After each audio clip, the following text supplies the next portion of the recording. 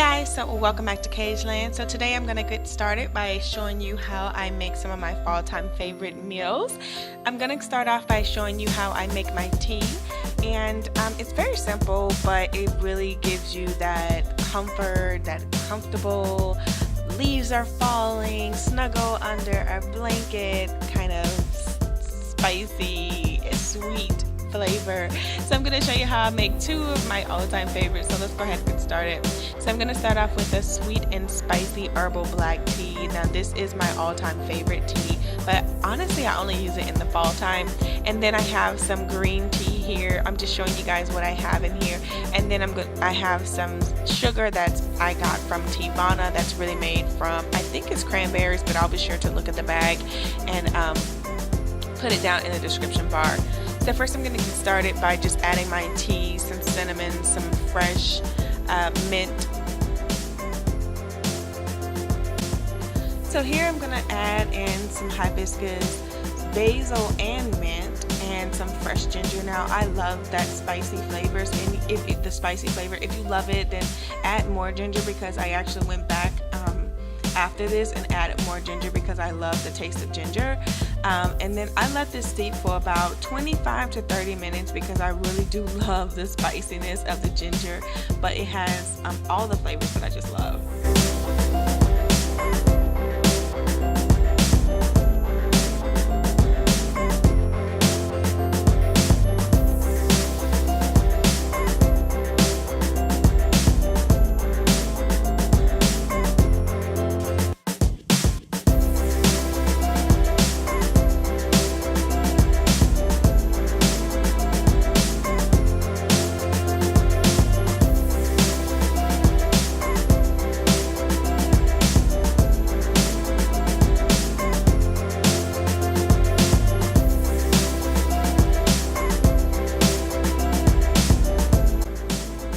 Now I'm just going in with some of that sugar, and I'm going to add some fresh mint, and then pour me a cup and enjoy.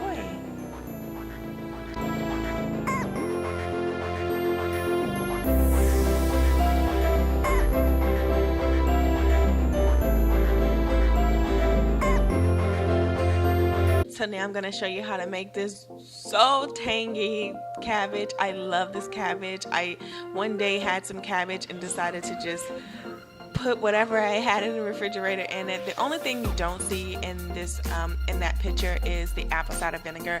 You can omit that if you want, but it really gives it that real tangy taste. I love the basil and the apple. So here I'm just gonna chop up my cabbage like normal. You want to make them kind of small, because if you don't, then it'll take you forever to cook, and you really don't want that.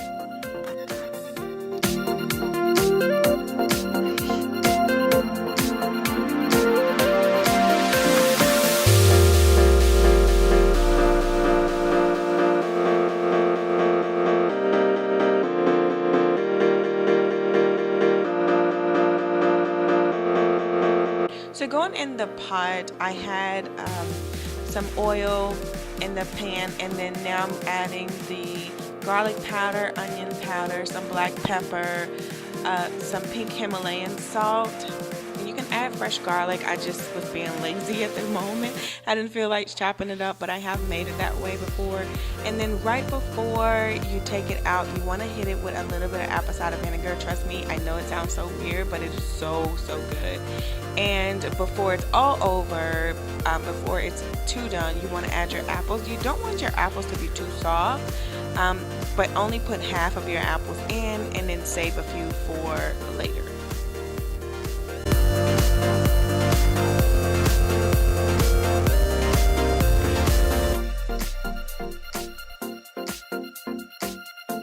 Now at the very end, I'm gonna just put a little bit of ginger over the top of it. I love ginger, so I put a lot of ginger. You don't have to put that much. I sprinkle my fresh basil, and then I add my last few touches of apples and enjoy it.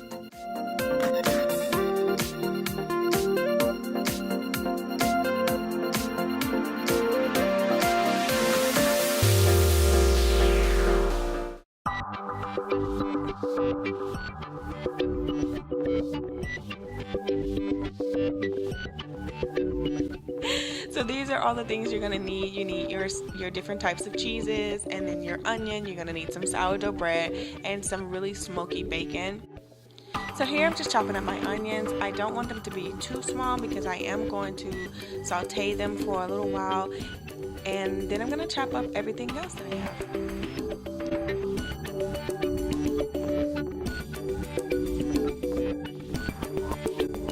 So sauteing my onions, I'm going to saute them with the bacon renderings that I had. You can see me here make some bacon. I took the oil from the bacon, and that's what I sauteed my onions in. And right before I take my onions out, I'll be sure to add some brown sugar because the brown sugar really makes it sweet. It is just so delicious.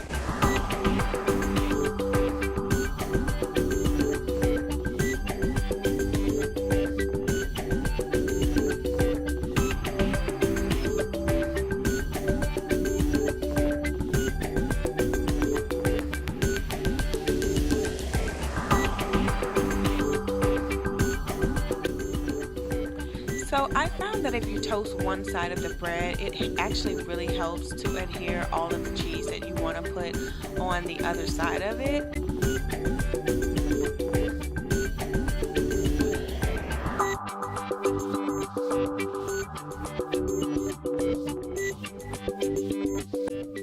So now I'm just going to assemble my grilled cheese. One thing that I did learn when making the second one was that putting down the cheese before the onions really help for the onions to not bleed through the bread, because the bread is really not that thick. So you might want to think about that when if you decide to make this.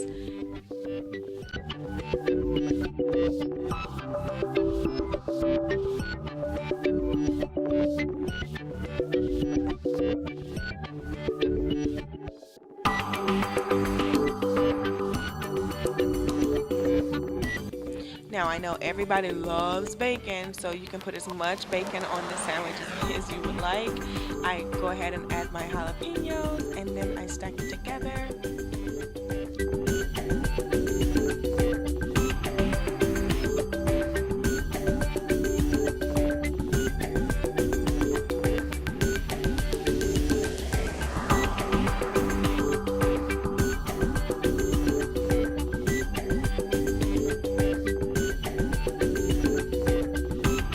So when toasting this, you're going to need something to weigh it down a bit.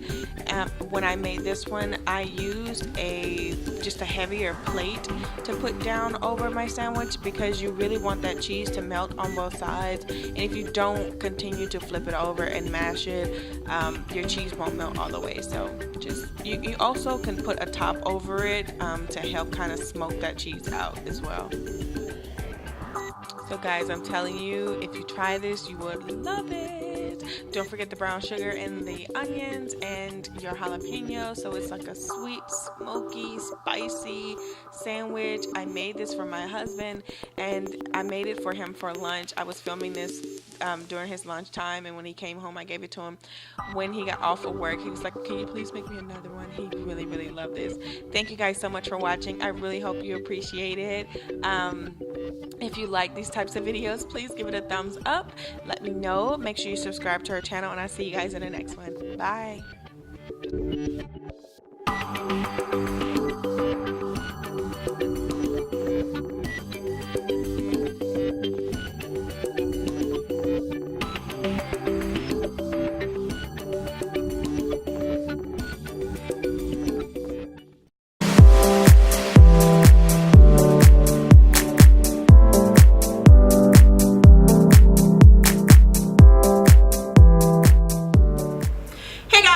Welcome to Cageland. If you are new here, thank you so much, and I would love it if you would stick around and click the subscribe button and join our Cageland family. If you are an oldie, thank you guys so much for supporting us over the last 3 months that we've been doing this whole YouTube thing.